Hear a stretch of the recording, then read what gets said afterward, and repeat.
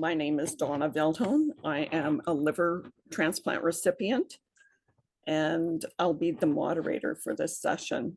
I'd like to start with our land acknowledgement.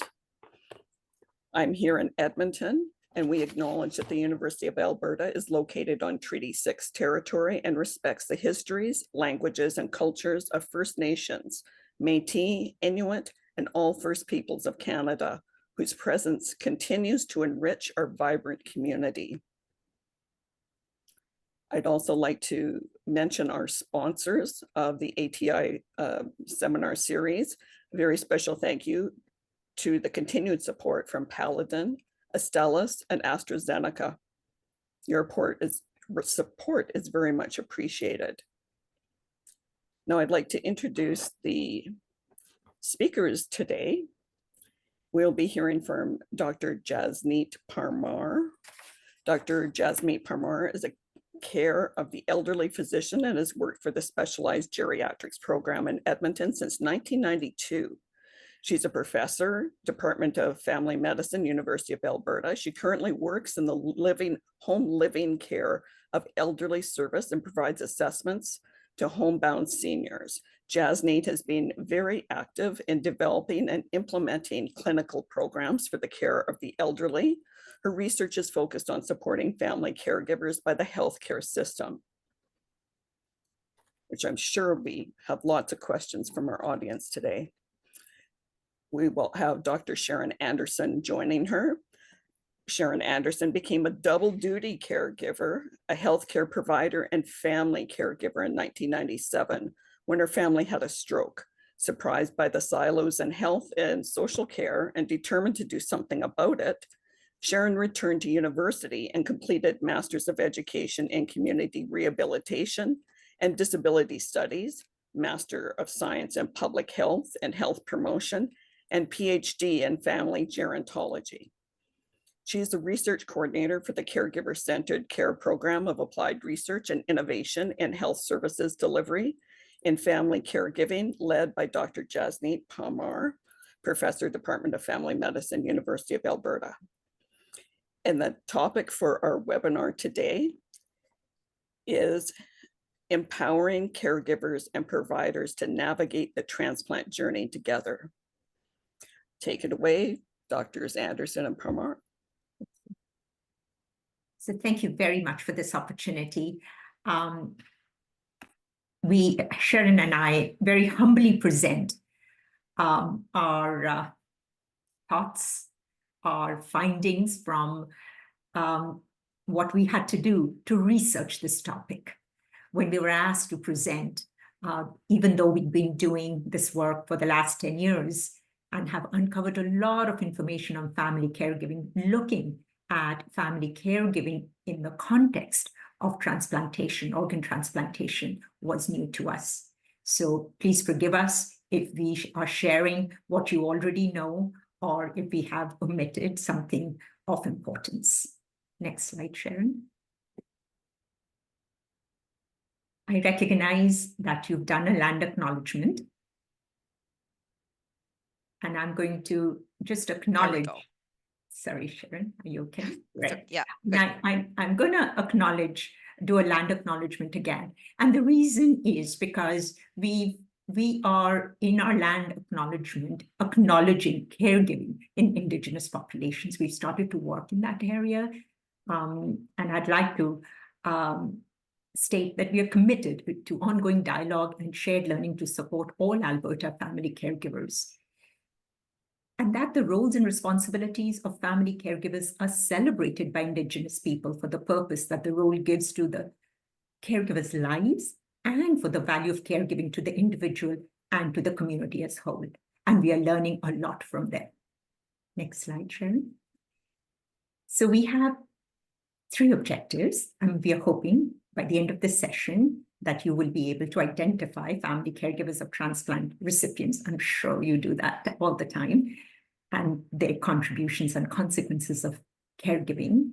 Advocate for family caregivers of transplant recipients as partners in care, not just a family member, but as a partner in care. And then partner with them and support them. Next slide, Sharon. So, this comes up very often. How do we define family caregivers? What term should we use for them? So what we have suggested is we are using the term family caregiver, but if you may choose to use the term carer or care partner or just caregiver, and that's okay, so long we understand what it means. Most definitions will contain something like family caregiver is a person who could be a family member, could be a friend, could be a neighbor, could be a person of choice, who takes on a caring role which provides emotional, physical, practical, financial, so all kinds of support in response to, in context of physical or mental illness, disability, or age-related needs. And this is the distinction we try to make with this definition, that it isn't just any member of the family, any friend, or any neighbor. It is those people who actually provide care, and it is in the context of such issues, health-related issues. And that's why it's so important for us in the healthcare system as healthcare providers to recognize who they are. And we have huge numbers of family caregivers in Alberta and across Canada. It has become the largest workforce now, the backbone of our healthcare system. And the imputed cost of caregiving across Canada continues to grow exponentially. And now it's close to, and if I understand, more recent research is going to show it's closer to 112 billion yearly. So keep in mind, that as and when we interact with family caregivers, that we respect them, not just acknowledge them, but we also honor and respect them for the care they're providing. Next slide, Sharon. So I'm sure you all know Linda Powell. We feel very fortunate that she has joined our mission. And while she's been very involved with organ and tissue donation and transplantation advocacy in Alberta, and you all know the STAR story, we are so honestly grateful to her that she is now looking to see how the caregiver role is recognized in the healthcare system. Sharon? Our caregiving journey started in 2011 with the onset of a very difficult medical situation with my partner, my husband, and an unexpected journey ahead for the next many, many years. My background has been physiotherapy. My original training was physiotherapy, so certainly familiar with medical background. And then over the past 25 years leading up to his illness, I worked with Stars Air Ambulance. So very familiar with the challenges of an illness or medical situation, but certainly did not anticipate what we would be going through with a life-threatening illness in our family. I also have been involved in caring for an elderly family member as well, with another family member. And certainly that caregiving situation and dynamic brings on different challenges with different circumstances. The positives of caregiving are enormous. You become closer to your loved one in many ways, in ways that you never expected. It's a helping and caring situation.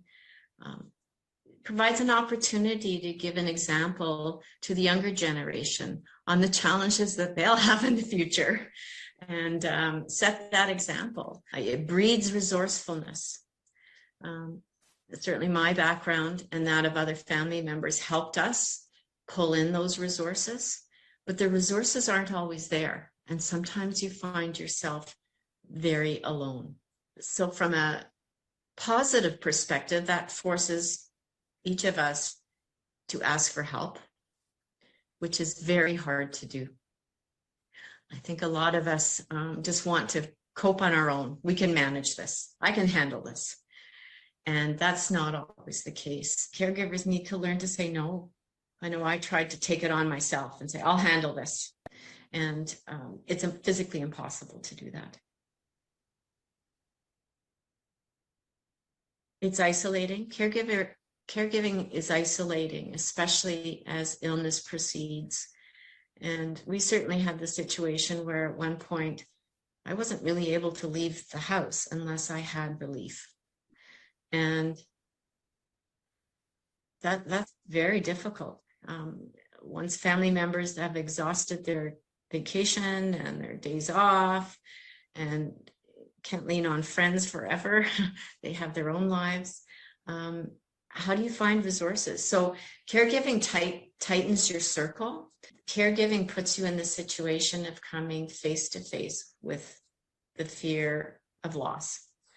And that was certainly our case, is trying to do everything possible to ensure that the best care possible and the best solutions were available. And that was the backdrop to all of this, is trying to make sure that survival was the end result. The other negative is financial. We found ourselves very quickly in a situation where we needed to retire, which was the plan in any event, but certainly expedited. And that puts a different dimension when you're doing your last sort of 5 years of work and realize that it's not going to be there. Thank you, Linda, for sharing your story, and it sets the stage for this presentation. So Linda spoke about some of the responsibilities she had to take on. And for whoever's on, listening today, you may be a caregiver or you may be a care recipient and have a caregiver, and they take on a lot of different activities to support the care recipient. When we interact as healthcare providers with caregivers, we often think of a few things that we would like them to do. And I know in the transplant world, you need a caregiver, and you are, sharing treatment strategies, treatment-related information, management strategies, need for monitoring and follow-up, etc. with them. But sometimes what we forget is everything else that they're doing. They may be providing personal care. They may be providing what we call instrumental care, all those daily tasks we take for granted, like transportation and shopping and managing medications and groceries and meals, etc. Yes, certainly, these caregivers get heavily engaged in medical care. They can be hands-on care we expect of them. It could be IVs and catheters and subcutaneous injections, etc., administering medications. But what takes even more of a toll on caregivers is making appointments, keeping appointments, providing transportation, picking up equipment, medication changes, etc. And then there is the physical burden. So as our care recipients may have immobility or mobility-related issues, they actually get involved on hands-on care around dressing, washing, grooming, lifting. They can be financial costs. Linda mentioned them as well. Emotional burden is a very big one, setting aside their own needs and often developing mental illnesses, psychological issues is very common. We often refer to it in the healthcare system as caregiver stress, caregiver burnout. And then let's not forget being on call 24/7 to be available just in case. And here we are, we gripe and complain when we see our call schedule as healthcare providers and we have to be on call once in, a week or 2 weeks, etc. So it can be anywhere from a few hours a day to 24/7 round-the-clock care. Next slide, Sharon. So it's no wonder that we are seeing increase in caregiver distress. And this has been going on and it's increasing every decade. Anxiety is the most commonly occurring mental illness, along with depression. Suicidality starts to appear. These aren't light, it's not just worrying about someone. This is actually developing mental illnesses. They can develop physical illnesses. The risk that's associated with caregiving is similar to that of heart disease, dementia, and premature mortality. The reason I say that is because it increases the risk of these problems. So as and when you have family caregivers taking on more and more care, it's the length and load of caregiving, you are seeing emergence of yet another person who needs care. So we have caregivers saying, identifying themselves as hidden patients. And this demand on caregiving is only going to increase because we have leaner families, we have longer care trajectories, we have more and more comorbidities that we accrue as we live longer, and because we want to age at home. So we are looking at more people, longer lives, the desire to live at home as long as possible, and fewer family caregivers to support them. So you can see why the caregiver distress has been increasing. This has become very apparent to us. Next slide, Sharon. So now a little bit of evidence on caregiving in context of transplant patients. So everywhere we looked, there was no question that family caregivers of transplant patients are providing significant time and effort. They are deprioritizing their own needs. It can be anything and everything from nutrition, sleep, exercise, leisure activities. And as I mentioned, very similar to other caregiving in other contexts, their level of stress, anxiety, depression is going up. And what we also found in this patient population, that caregivers are also potentially being exposed to post-traumatic stress disorder.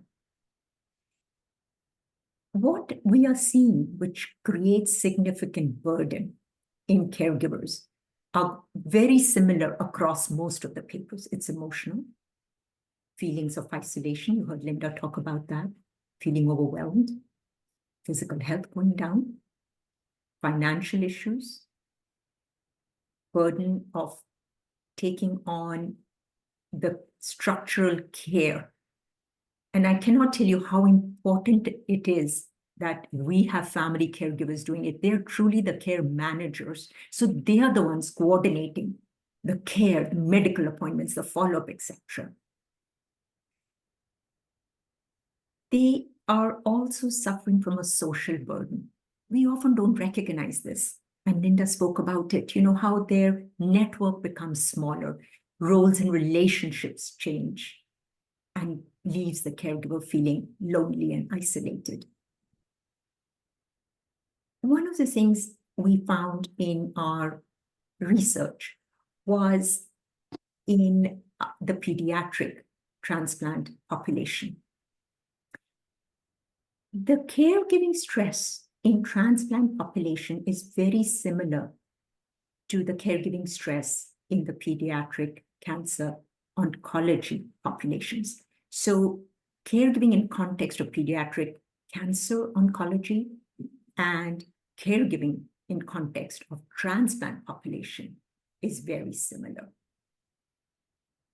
Caregiving in context of children who are transplant recipient comes with its own burden. It appears to be that they themselves are at risk for developing all kinds of mental illnesses. And that caregiving in context of looking after children comes with a greater responsibility than it would be if it was caregiving in context of adult population. So we got to be more mindful, if I may state that, of caregiving in context of children who are recipients of organ transplant. We cannot just take parents and other caregivers of children for granted just because they're parents. So here is a study that speaks of unmet needs and burden of caregivers or patients being evaluated for liver transplants. And once again, we find they're very similar to those of cancer caregivers. So it's as stressful as it is for cancer patients, and their physical and social functioning gets impacted more than general population. So you have people now, once again, with higher burden of care. Now, it is interesting here in this particular study that 89% of them reported that actually healthcare providers in this patient population involved them meaningfully in treatment planning. And you can see that in the transplant population world, we do engage the caregivers. We need them and we engage them in the treatment planning. But you'll notice if you go down, 57% of healthcare providers sometimes or rarely showed interest in how the caregivers were doing. And I'm equally guilty. I take the caregiving, I heavily engage my caregivers. I take a lot of input for them. I give them a lot of recommendations. I expect them to do a lot, but what I forget to often ask them, how are you doing? And what do you need from us? Next slide, Sharon. So this is a study from states, and I'm just giving you a smattering of evidence from different patient populations of transplant patients. One of the things, that comes up often in our healthcare system of care is social needs. And for whatever reason, healthcare and social care have sort of separated out from our overall system of care. Healthcare seems to be focused on health, and social care seems to be left to whoever you believe should be taking care of it. And in the healthcare system, it's the social workers we expect to do that work for us. Otherwise, we leave it generally to the community or the society. So this divide between health and social care has actually become problematic, because we found in this literature, as we have in the other, that our caregivers have a lot of social needs. And if we take a tunnel view and we only focus on the health needs and neglect the social needs, we are doing them a disservice, because a lot of their needs are to do with social care. The question is, well, who is then expected to look after their social care needs? And the social workers are telling us that a lot of different aspects of social needs come their way, and they are left alone to bear that burden. So next slide, Sharon. We have to look to see how we bring the social and healthcare systems of care closer, more integrated, and wrap those kind of services around that dyad of the patient and the family caregiver. Because look at what family providers are saying, and this is again from the transplant world. Financial issues are very high, top of their mind. The labor after the transplantation, families needing general support for all that array of activities I spoke of, follow-up over time, and the need to have people available in their circle of care that they can communicate with on a timely basis. Now, some of these needs you can see can be met by us from within the healthcare system. Some need the support of the community or the social care system. And we cannot just defer them. We have to ask ourselves, how do we go about making sure that we recognize what the caregiver needs? What is it that we can do? Where do we make it possible so the caregiver gets the rest of their needs also addressed? And we'll show that to you in the next two slides. Sharon? So here are, yet again, a couple of slides on interventions that support family caregivers. It's done based on the use of a caregiver support assessment needs tool. And we have that in our education. I'll share that with you towards the end of this talk. What that allows us to do as healthcare providers. So we saw all those activities that caregivers are providing. We saw all the different aspects of the care that create stress. We talked about some of them being healthcare needs and other being social care needs.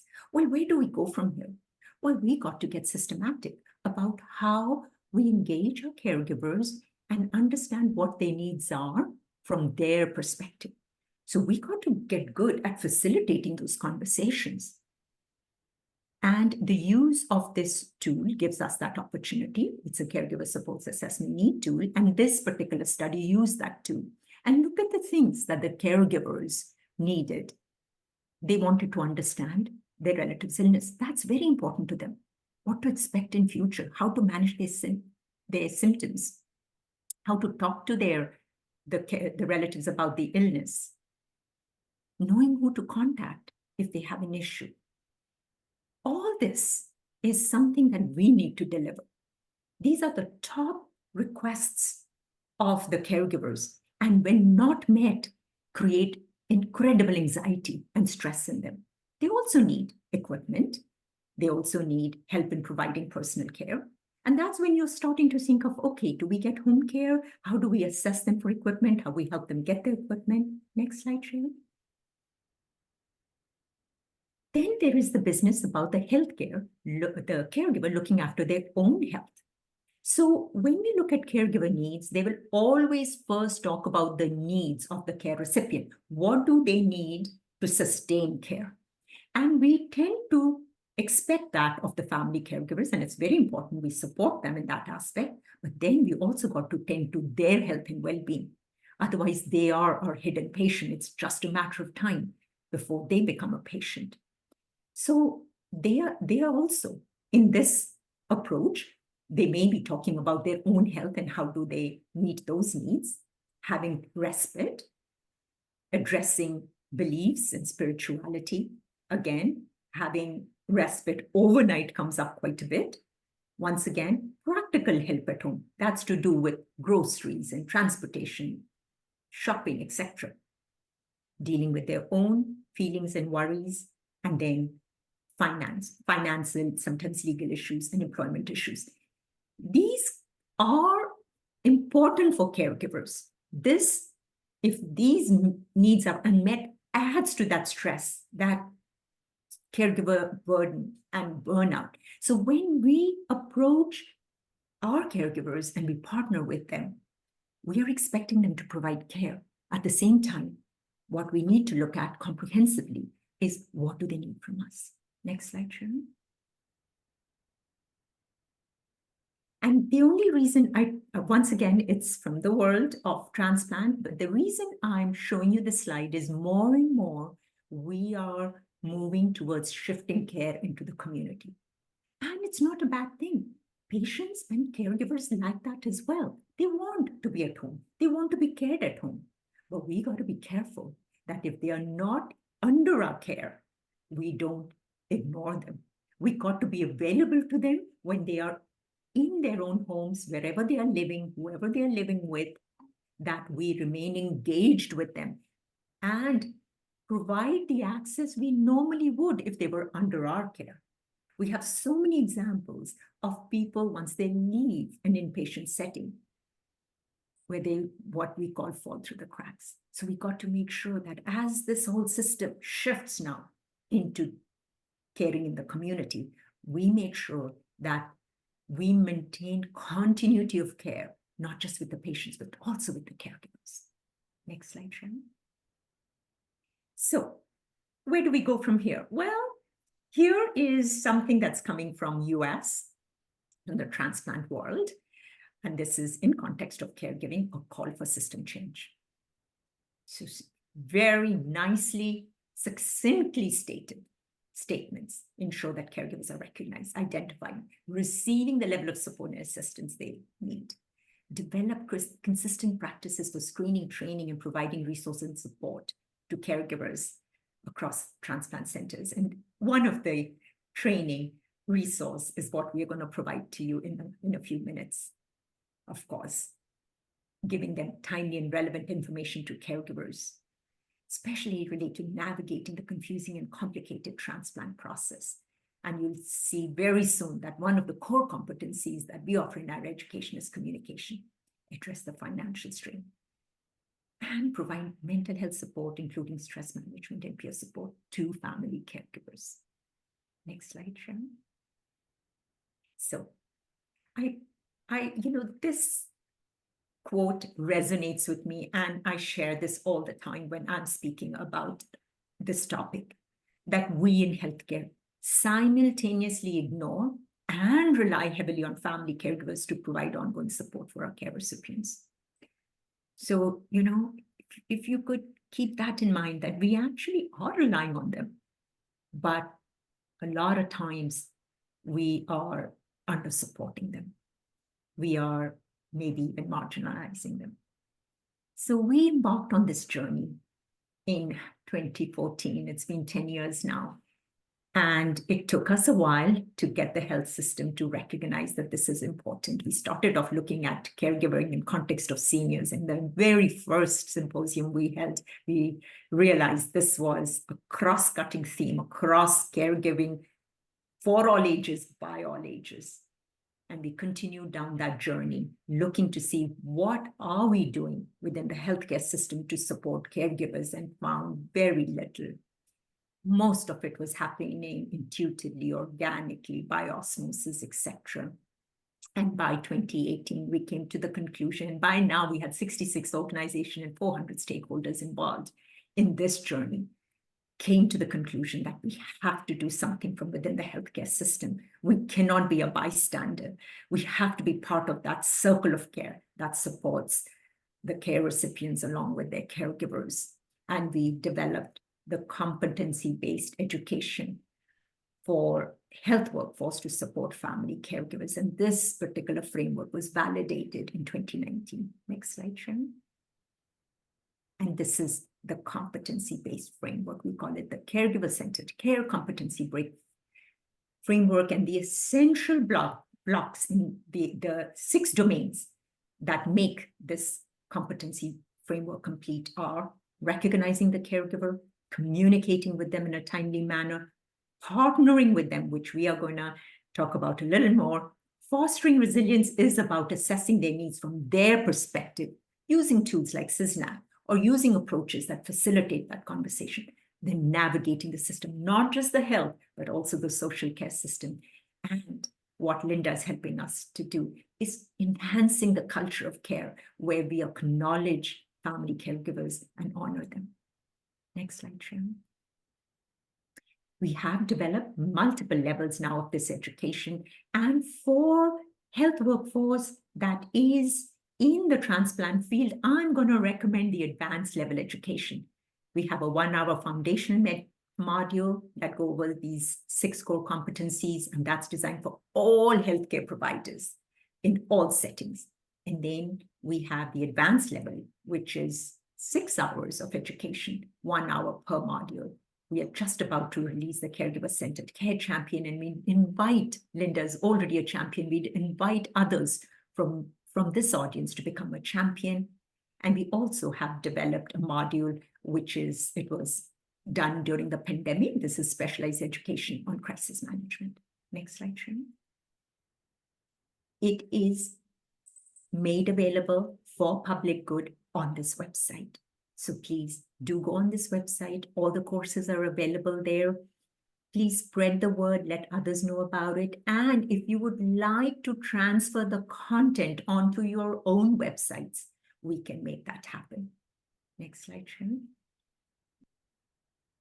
So a little bit, we're going to talk, some emphasis for the next few slides is on partnering. That has become the most valuable domain of these 6 competencies. And you're hearing this term all the time, even, and our work preceded the current drive towards partnering.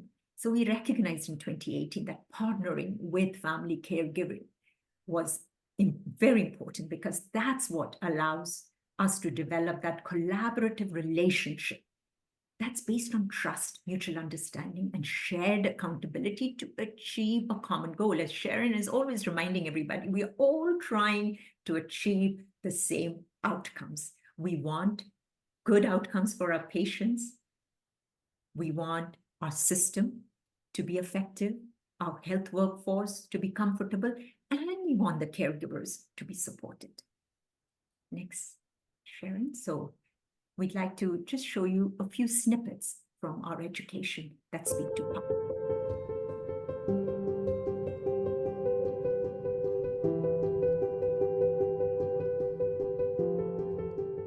Caregiver John Fawcett has welcomed a team of healthcare professionals eager to help him assess and align a care plan for John's wife, Leanne, who is recovering from a recent stroke.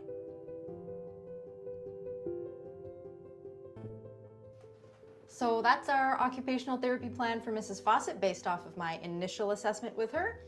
Do you have any questions or suggestions for me, Mr. Fawcett? First of all, you can call me John. But I didn't realize there were so many sides to Leanne's therapy. Thank you for walking me through that. Stroke recovery can be a long road, John. So we'll make changes or additions to the plan as needed. Okay. Oh, that's Leanne now. Let Samira take this one, John. I'm ready to see her anyway. Okay. Thank you, Samira.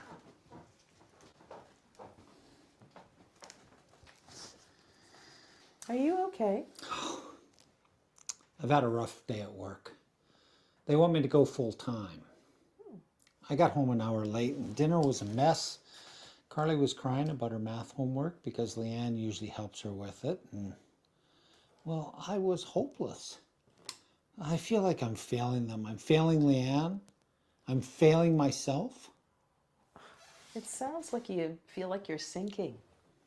You know, when Leanne was finally discharged from the hospital, I had all this paperwork to sign, but I wanted to know what was in it. I wanted to know what to expect when Leanne came home, what I would do. But the discharge nurse, well, it was like I wasn't even in the room. There were a lot of discharges at that time, and she was distracted.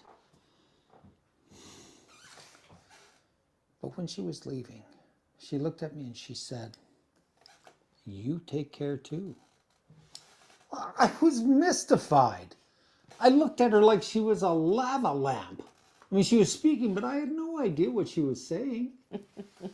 Oh, John, most days I feel like a lava lamp. You know, our healthcare system has a ways to go to be more effective with caregivers. But with our team, we respect your position in taking care of Leanne. I hope that things are better now than before. Are you kidding? It's a world of difference. We view it as a partnership, John. You and Leanne and our care team. With that approach, it's better for all of us. Okay. What's the next step? Well, I think the first thing that we should do is a more systematic needs assessment. There are so many on the list, I wouldn't even know where to start. Well, why don't you start by telling me what you need?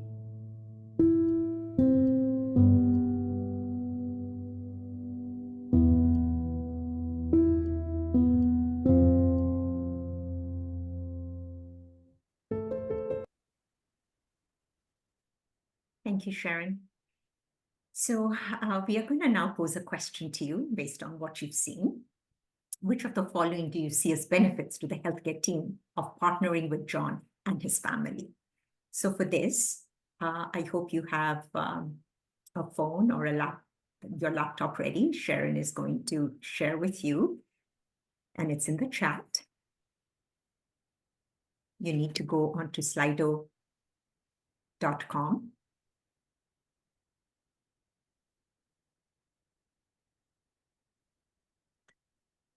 Punch in So that number.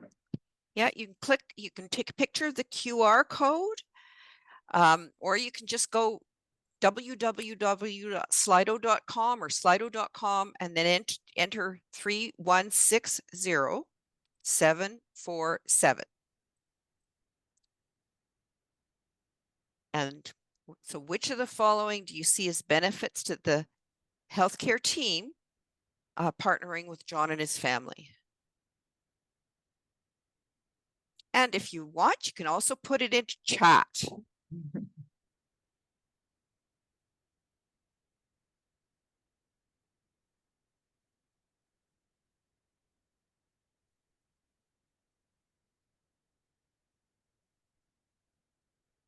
And you're going to see it changing along the way.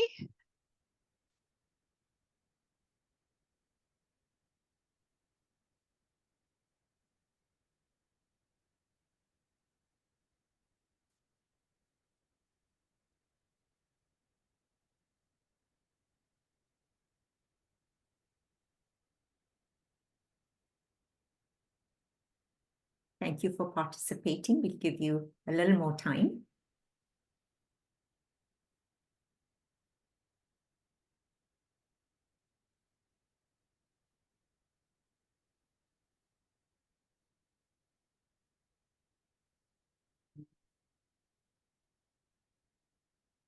And I'll read off the statements, and I'm sure they'll all resonate with you. So, which do we see as benefits to the healthcare team of partnering with John and his family? These are benefits for us. Leanne will receive more responsive care. There are more people who will understand her care needs and more hands to respond. Better information sharing will lead to better understanding of Leanne's condition and better treatment.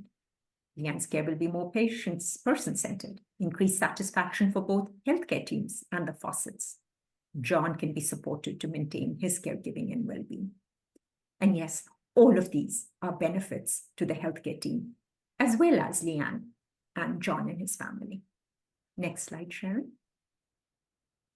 So, studies and experience increasingly show that when healthcare administrators, providers, patients, and families work in partnership, the quality and safety of the healthcare rise, cost decreases, and most importantly, our own satisfaction as healthcare providers goes up, as does that of the patient and the caregivers. Next slide, Sharon. We're going to continue talking about partnering just a little more as one of the most valuable competencies in this competency framework. This comes from Laurie Cafario. She's one of our family caregiver advocates. She's heavily involved in our co-design team, in the education that you're seeing, along with, we've got 150 people, by the way, on that co-design team. And 25% of them are family caregivers. She also makes presentations, speaks to healthcare providers. And this is what she has to say. Partnering doesn't cost or take much time. It's acknowledging that I'm an essential part of the team. She's a caregiver looking after her husband with very complicated issues. It's hearing me, looking at me, and seeing me as part of that triangle. I want healthcare providers to ask me sincere questions about how I am, how my week has been, how am I managing, and whether I'm able to do all the things that my husband needs. I want to be asked whether I have any questions or concerns, and if there is something that they can do to help me manage or care better. This statement is profound because it puts the expectations of caregivers, makes it clear for us. And if we were to follow some of these simple expectations of caregivers, we will benefit all of us. Sharon's going to show us another clip. If I can get my cursor in the right spot. I was a bit slow to this party in terms of understanding the importance of partnership. I always, I think, valued partnership as an intrinsic aspect of what I did. So I didn't even consider it because I've always worked in the older adult realm and also in the dementia realm, and so those partnerships were just, and the importance of them was just so clear to me. But where this really came home to me was when I worked in a tertiary older adult unit that supported people with dementia and significant responsive behaviors. And what I became incredibly aware of in that work was caring for the person with the illness was only a small part of the challenge. The bigger challenge was supporting family members who had, at this point, become traumatized by a system of care that had completely overlooked their knowledge, their advocacy, their interest, and their well-being. So what I found was I would introduce myself to families whose family member had arrived on the unit and would be greeted with such comments as, "Oh, so you're the person who's going to be prescribing medications to my family member. Just want you to know, you prescribe X drug and I will sue you. Nice to meet you too." Yeah. I was really interested then.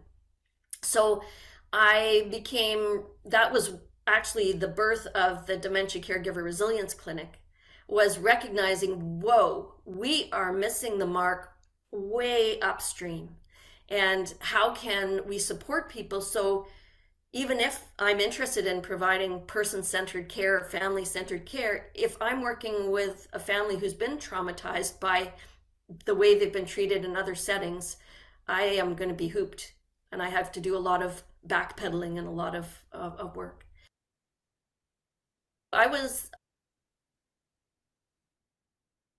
So, what Dr. Drance has shared is a very common phenomena, and I'm equally guilty of that. So I work with elderly, and here I engage the family caregivers, but I'm using them, or at least I was till 10 years ago. And it's only when I got involved in this work, I realized that I had not stopped to see how the caregivers were doing and what did they need to support the patients that I was providing assessment and recommendations for. So gradually over time, I learned this business about partnering with them, developing relationship with them. And it has become a key message of caregiver-centered care, that partnership is figuring out how care recipients, family caregivers, and healthcare providers can come together, be clear about what they can and cannot do, and draw upon their strengths and resources to work together. Family caregivers now have become my biggest strength when it comes to caring for my elderly patients. Next slide, Sharon.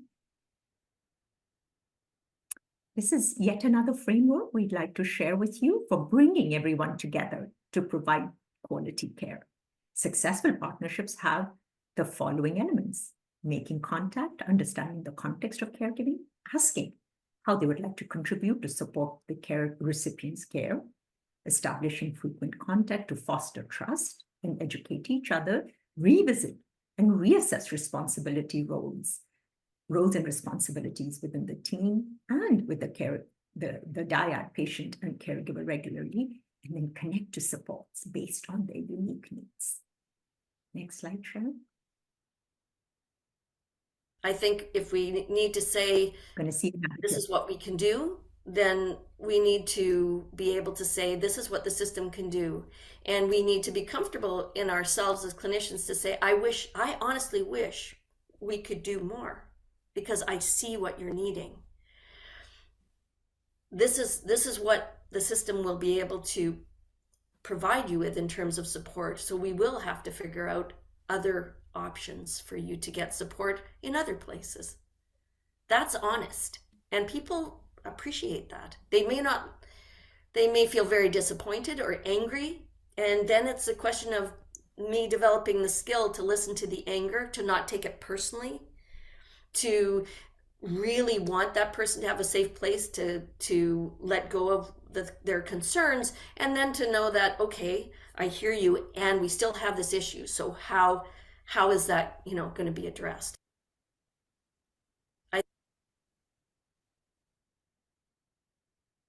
So Sharon has another question for you. Once again, if you don't mind going to the either the QR code or joining us on slido.com.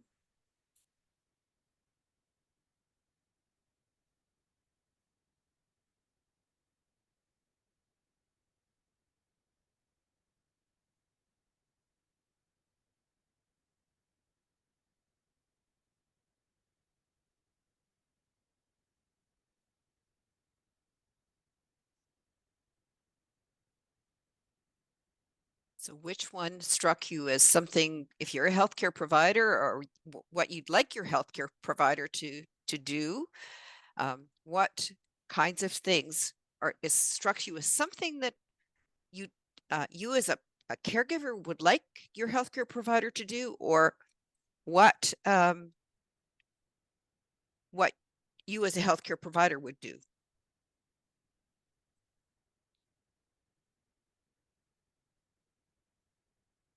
And I'll read them out while you're filling the survey.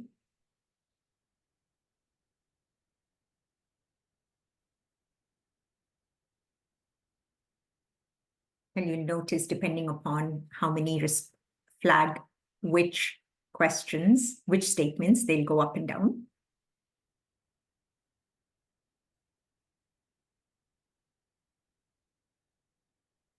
So one very important statement in here, which is a practical suggestion, is setting the context. So you have so much time and you let them know you're here for this much time. You've gotten a, you make that space for the conversation, and then you welcome them for that's their time. That's their opportunity to speak about their caregiving needs. So that's one. Another one I find very useful is sharing who's on your team, who's available to you as a caregiver. So are you comfortable sharing your name or contact, the nurses, any other member of your team, the case manager, so they know who to call? Another one, which is very, very useful, is letting them know about follow-up. Caregivers need to know, are you going to see them again? And you may even set expectations for the next visit. So if you got through what you needed to, if not, well, at the next visit, we will address it. Certainly being honest is important, but the honesty should not be a sign of helplessness. When I tell my caregivers there are certain things I can do and certain things that are out of my scope, what I am reassuring them is I do understand the need, and let me see how I can access that support for you. Because I have found, and I don't fear any caregiver expectations anymore, that there's always a way to help them get the support they need. Sometimes it's signposting, sometimes it's referrals, and sometimes it's my team. And often it's me. Another one, which is very useful, is making sure that there is a plan at the end of that conversation. So all those suggestions, all those statements are, in a way, practical suggestions for you to use when you're interacting with family caregivers. So once again, partnering is just one of the competencies. We have emphasized on it quite a bit today because we know in the transplant world, you expect family caregivers to be involved, and you are engaging them, and that you are partnering with them. And while you partner with them, look to see, whether other core competencies are also, you're mindful of them, and look to see whether you need to enhance your skills in the areas of recognition and communication and assessing needs and navigating the system. Next slide, Sharon. So this is where we are. So we've had over, 11,000 hours of education that's already been delivered with the various modules. So it's gradually spreading. We are hoping we would do the same. Next slide, Sharon. It has been rated very, very well. So this is all evidence-based. Each and every level of training has been evaluated and shown significant learning amongst the health workforce in every module, in all the levels. Next slide, Sharon. What I find more powerful are the quotes that we have received from the healthcare providers who have taken this education. Sharon will tell you she has thousands of quotes. My most significant learning would have to do with understanding the pressures family caregivers have to undertake. For years now, a lot of people taking the education are experienced healthcare providers. For years now, I've supported family caregivers the way I knew best. But going through this course has given me a different perspective to learn what is important to them. not to me. I need to listen, ask questions, give feedback, and follow up. I also believe I need to check on them to know how they are, and you'll notice really is in capital doing.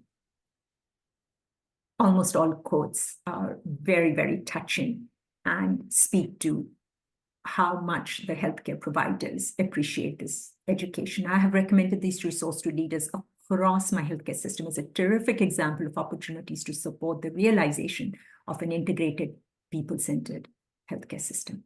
Next slide, Sharon. So finally, what I have for you is a call to action.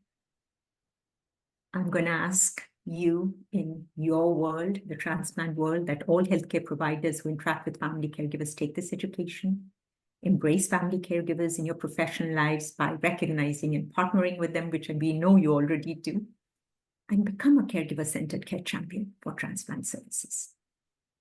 Thank you, Dr. Parmar and Dr. Anderson. That was a very interesting presentation. Do we have any questions in the chat?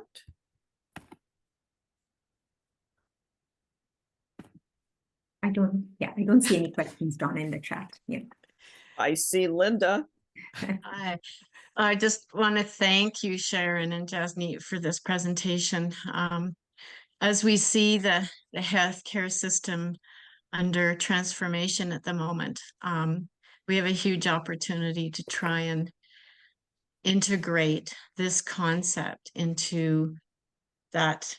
I say everything's in a frying pan and is under change now. And so where can this fit in? And where's home care? Where's public health and social care? And there's so many aspects that this interfaces with, and how does this concept and call to action be integrated into transformation? So important. I think we all remember someone saying to me when we were going through our journey, take care of yourself, because often the caregiver is the one who doesn't survive the journey.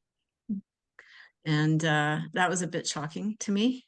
And as we hear the statistics and see the research, the impact on caregivers is even more profound than we ever thought. So such important work. Thank you.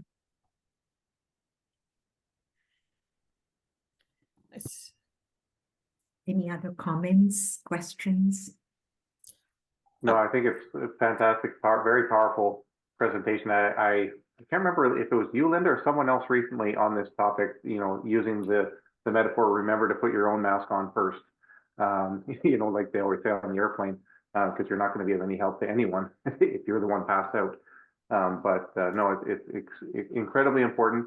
I think an interesting side component is when and how, especially if you work in seniors, but any chronic illness, to manage the changing faculties of the patient too, and expectations of, almost marital counseling. What is the patient side of the equation still able to do, and encouraging them to do that much, versus, how much to pick up on your own as well, and that having that constant ebb and flow conversation too, because I know as I personally got sicker, that was a tough conversation, and it's tough for you as a patient to give things up because you think you could still do it or should still do it. So you end up in conflict, but it's important, I think, sometimes to have that conversation with patients and caregivers at the same time, while also having patient-centered and caregiver-centered care separately too. Mm-hmm. I think, Sean, you make a very good point. We should be thinking of patients and their caregivers as a dyad. They both have their needs. There are some that are common and some that are individual. And it behoves us that we be doing having conversations with both. Sometimes we do it together and sometimes we need to do it separately. And when it comes to support, sometimes the common needs just means common supports, and the individual needs individual supports. This issue has gone, sorry, Sean. No, it's just a side group within the transplantations that I know is a significant one, and that's when pediatric patients are transitioning to adult care. And I mean, that's literally a handoff from full-time caregiver, dependent almost, child to, oh, my kid just got accepted to university. What does that mean? They're 17, turning 18. What does that mean? And those transitions can be especially challenging too, because maybe it was caregiver-centered care when you were 16 or especially 4, and less so over time. But, you know, monitoring that, again, those transitions of capacity and responsibility. Sean, you know, caregiving has reached the point that it is a public health issue, besides being called a social determinant of health as well now. And when it comes to a public health issue, we all have to rise to the challenge. So yes, the individual, you know, we take responsibility. Then there is the society that needs to come to recognize what family caregivers are doing for the society as a whole. And then there are the different systems of care. And Sharon often calls them the circle of care. You know, that circle of care needs to build up and connect with each other. That circle of care also includes the healthcare system. So we are starting to see society as a whole, government, community organizations, etc., research, education, picking up on caregiving. What we are trying to do is make sure that the healthcare system, along with their 100,000 health workforce, also become part of that circle of care that builds that. And it's a matter. It's not that difficult. Sean, we've just left it too long. Yeah. You know, what did I hear somebody say? Backpedal. Yes, Linda. Mm-hmm. Well, I know the session's coming into an end, but I'm wondering what are the opportunities to connect with government to help advocate for the predominance of this conversation to be incorporated into the healthcare transformation? What are the opportunities? What's happening in that realm?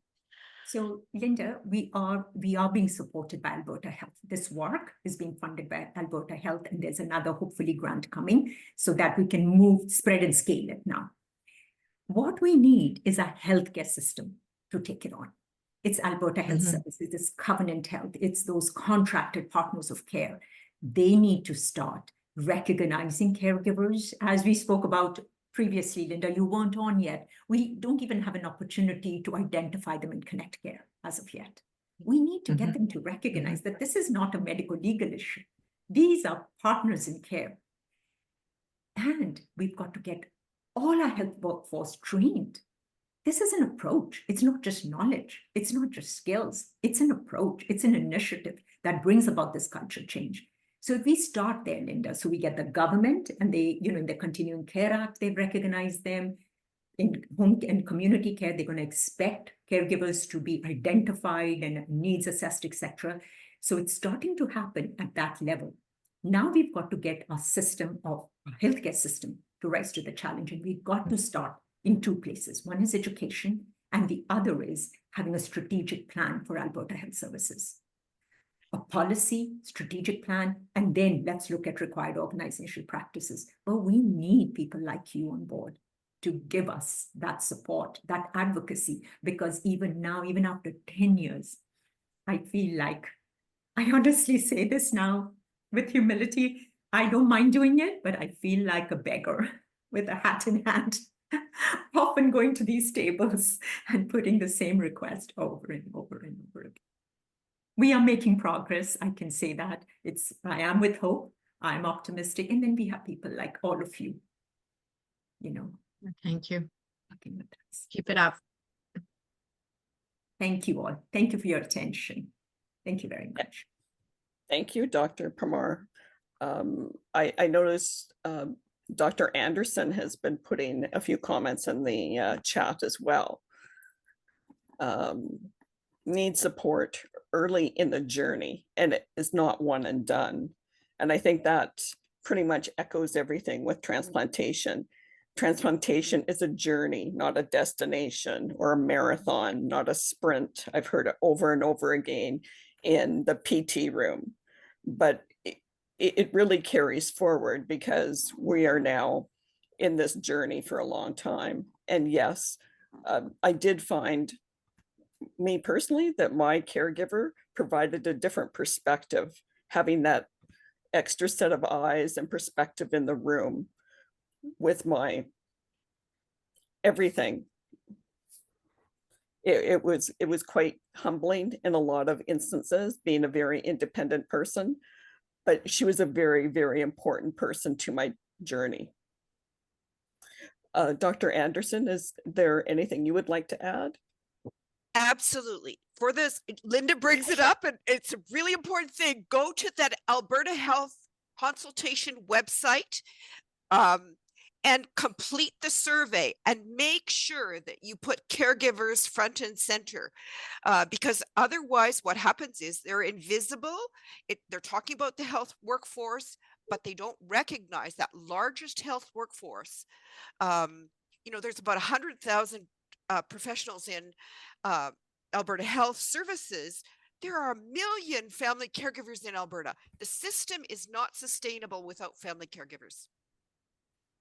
Okay, and where would they find that survey, Dr. Anderson? Oh my goodness, I'm going to have to send it to you. But you can just check the website for Alberta Health Consultations. There's several ways you can do them in person. They're still doing some of them in person. You can also Imagine Citizens is doing consultations one-to-one or some consultations, but there's also a survey, and then there's one where you can just put in the one question or one answer, the thing that's most important to me. Okay. I will fill it out. I know I filled out many surveys this summer when people asked me to. I will do that again and definitely recommend it to everyone I can. Thank you for that, Dr. Anderson. Okay. As this webinar draws to a close, I know we've kind of kept you over time, but it was a very engaging conversation and topic. Thank you both very much for coming and speaking to us.